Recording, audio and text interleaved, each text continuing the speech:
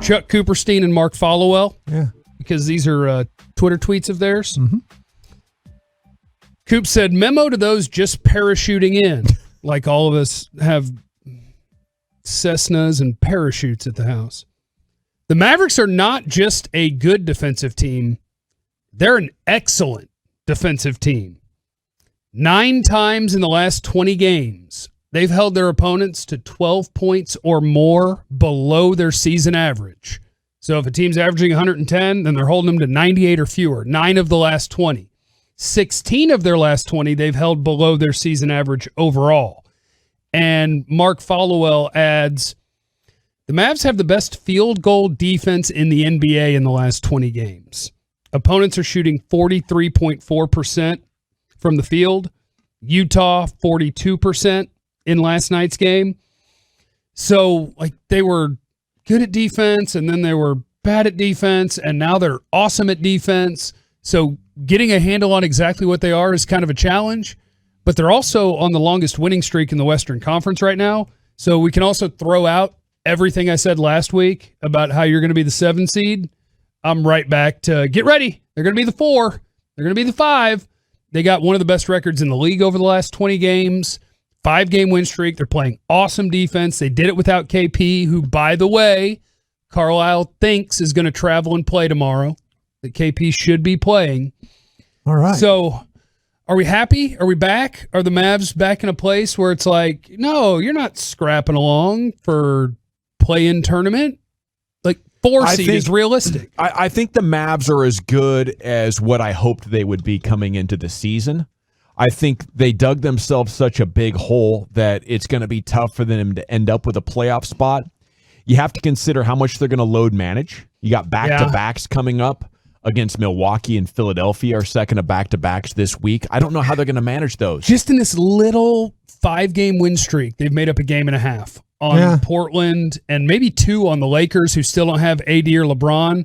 You're 2 games out now of getting out of the play-in mess. 2 games. And you're right. What's going to happen is a 2-game losing streak on a back-to-back where they sit both guys. You're going to go, crap, we're 4 games back. Yeah. But right now, you're living in the win streak they're on, and I'm like, dude, they're going to catch Portland. They're going to catch LA.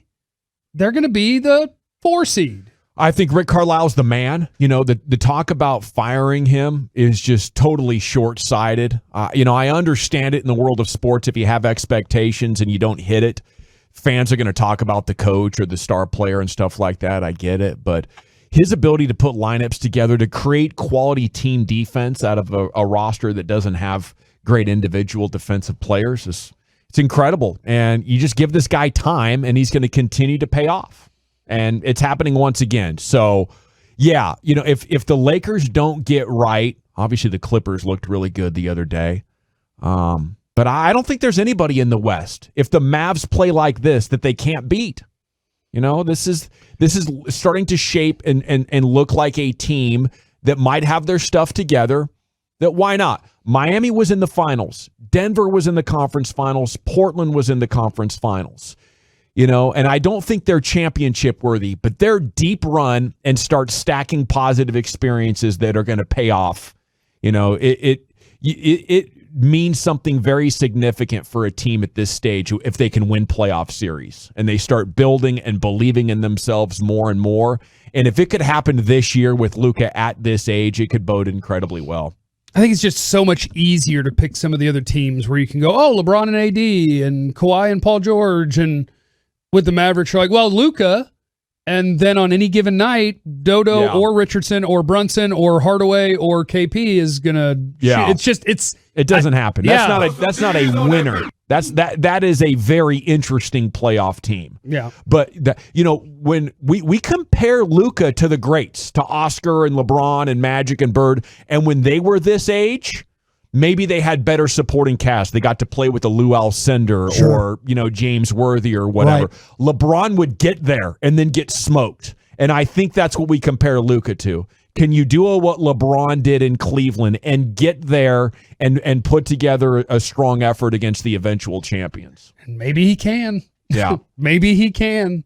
especially if they're going to play defense like that around him. Yeah, because I remember LeBron. One year his second best player might have been like Eric Snow, or it was like what is this roster? And they're in the finals. So yeah, just go ahead, Luka. Go ahead and do all that. Appreciate you. See, that's the thing though. I worry about when you talk about carrying.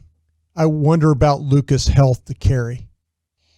That's where I worry. Oh yeah, because you're talking about. You don't worry about that with LeBron, most 22-year-olds. No, you don't. You don't. Yeah. That's the thing. With LeBron, we talk about pro NBA ready body.